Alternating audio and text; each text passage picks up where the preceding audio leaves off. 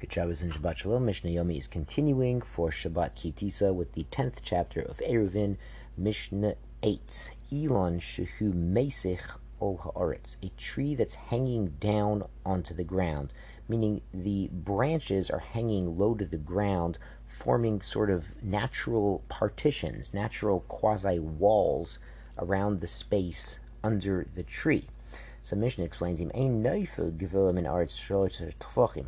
if the branches are less than 3 tefachim from the ground, metaltalin tachtav, a person could carry in this area. Now we're talking about a tree that's in Rishos Rabim, but the tree is forming its own quasi-domain with these really low-hanging branches. Anything within 3 tefachim of the ground is considered to be on the ground, so it's as if these branches are going all the way down to the ground and forming a mechitza, forming a partition around the space under the tree, so people could carry there.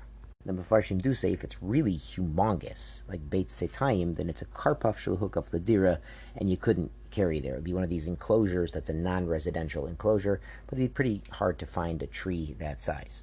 Now the Mishnah continues with a related halacha, sharashav, if the roots givohin min haaretz shlosh tefachim, if they're 3 tefachim higher than ground level, lo yeshev alehem, you can't sit on them.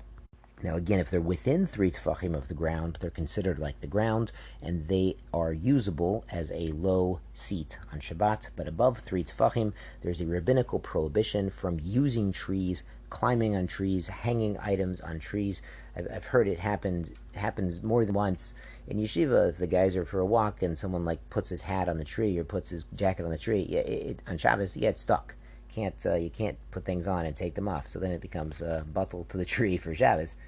The Mishnah continues, Adelit sheb'muksa, the door to the muksa. Now, muksa usually means set aside, like items we cannot use on Shabbos. They have no legal use on Shabbos.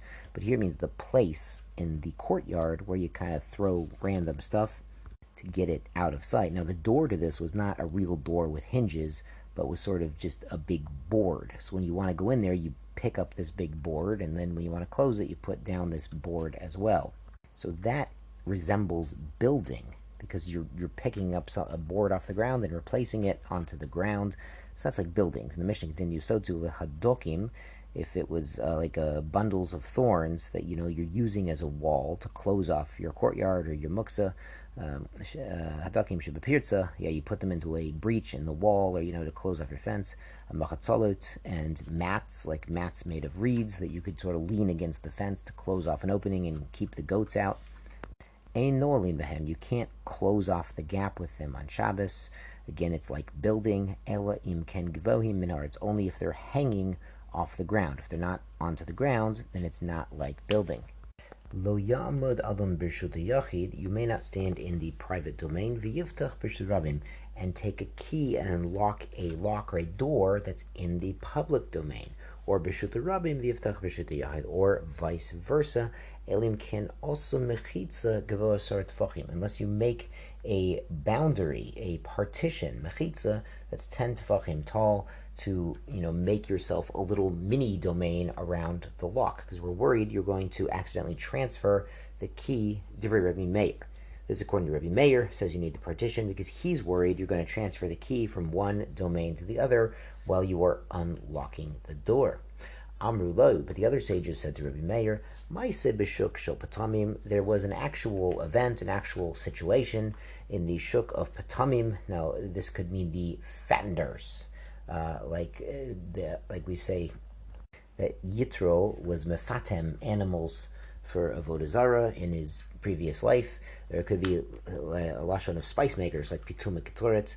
Rabbeinu Hananel says this is a place where they would fatten up the geese and the birds, for kavod of Shabbos. So anyway, this shuk of patamim shehayat Yerushalayim, in Yerushalayim, shai no'alin, they would lock such a door, and they would actually leave the key in the window or in the windowsill that was on top of the door. So that key was more than 10 tefachim off the ground. So even if this had been a Rishus Rabim Mamish, the Gemara explains actually this was a Carmelite situation. If it had been a Rishus Rabim Mamish, then the key was kept out of the airspace of Rishus Harabim. It was kind of kept right above the door. But this matzav is actually in a Carmelite, where they're bringing this example. And the Gemara says that Rabbi Meir, actually hearing this, retracted his first opinion with regards to a Carmelite. So he said, so if one area is a Carmelite, which is sort of, remember, kind of in between a Rishos Harabim and Rishos Yachid, then he would allow this locking, unlocking without a mechitza. But if it's mamish a Rishos Harabim to Rishos Yachid, then Rabbi Meir stood his ground and did not allow it. Rabbi Yossi Omer, at the very end, Rabbi Yossi adds in Shuk Shuk Sumarim Haya. It wasn't the shuk of patamim, of the fatteners or spice makers. It was shuk shuk sumarim. It was the wool dealers, the ancient Woolworths or whatever it is. That was the shuk. So it's just important to remember details. If we're bringing an event that's halacha lamaisa, if we see how a gadol acted in a certain situation, it's important to remember all the details. So we remember, we realize it was actually this event, and other people recalling it can confirm the actual halacha that was allowed lama'aseh. Shabbat shalom and be well.